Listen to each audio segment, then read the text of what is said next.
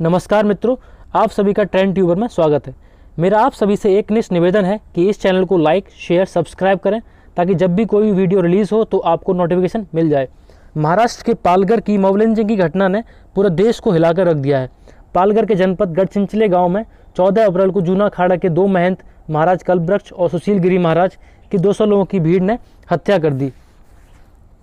बताया जा रहा है कि इन बेकसूर संतों को बच्चा चोर समझकर मारा गया। सोचने वाली बात तो यह है कि भगवा रंग में कैसे कोई चोरी का दर्जा दे सकता है। खैर छोड़ो, वरना लोग आपको ऑर्थोडॉक्स की संज्ञा दे देंगे।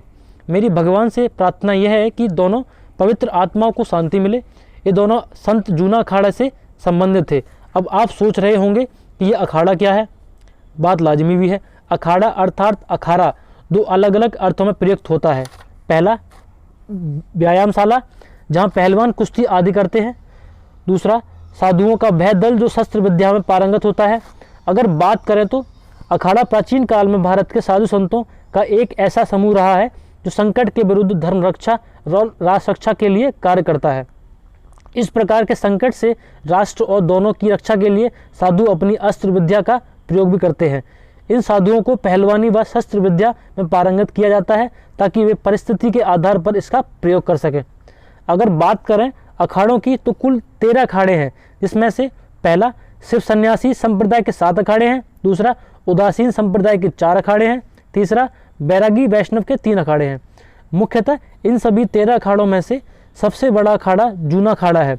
इस अखाड़े की स्थापना 1145 में उत्तराखंड के कर्णप्रयाग चमोली में हुई थी। इस अखाड़े को भैरव अखाड़ा भी कहते हैं, जिनके इष्टदेव रुद्रावतार भगवान दत्तात्रेय हैं। इस अखाड़े में अभी 4 लाख साधु उपलब्ध हैं। जूना अखाड़ा का मुख्यालय प्रेजेंट डे वाराणसी के हनुमान घाट पर है। नागा साधुओं की सबसे अधिक संख्या इस अखाड़े में सम्मिलित है।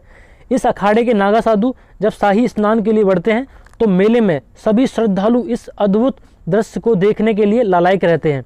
इस समय इनके आचार्य महामंडलेश्वर स्वामी अवधेशानंद गिरी महाराज हैं। जूना अखाड़ा के साधु शास्त्रार्थ व युद्ध शैली में निपुण थे। बात मुगल काल की है। जब जूनागढ़ के निजाम वहाँ की जनता पर अत्याचार कर रहा था, तब भैरव अखाड़े के साधुओं ने अपने बल का परिचय दिया व निजाम की सेना को पछाड़ दिया।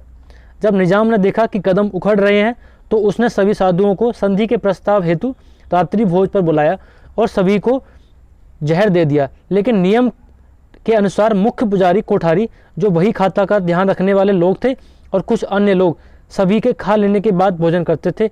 इस तरह वे लोग जहर से बच गए और वहां से जान बचाकर दूसरे अखाड़ों में शरण ली, जिसके बाद जूना अखाड़ा का निर्माण हुआ। अब आप सब लोग सोच रहे होंगे कि अखाड़े में सदस्य कैसे बनते हैं। That means eligibility criteria for the akhara. तो मैं आपको बता दूं, स्वामी आनंद गिरी के अनुसार अगर कोई व्यक्ति अखाड़े का सदस्य बनना चाहता है तो उसको 12 वर्षों का संकल्प लेना पड़ेगा। इन 12 वर्षों में रहकर वो अखाड़े के नियम सीखता है, परंपराओं को कैसे निभाना होता है इसका ज्ञान लेता है।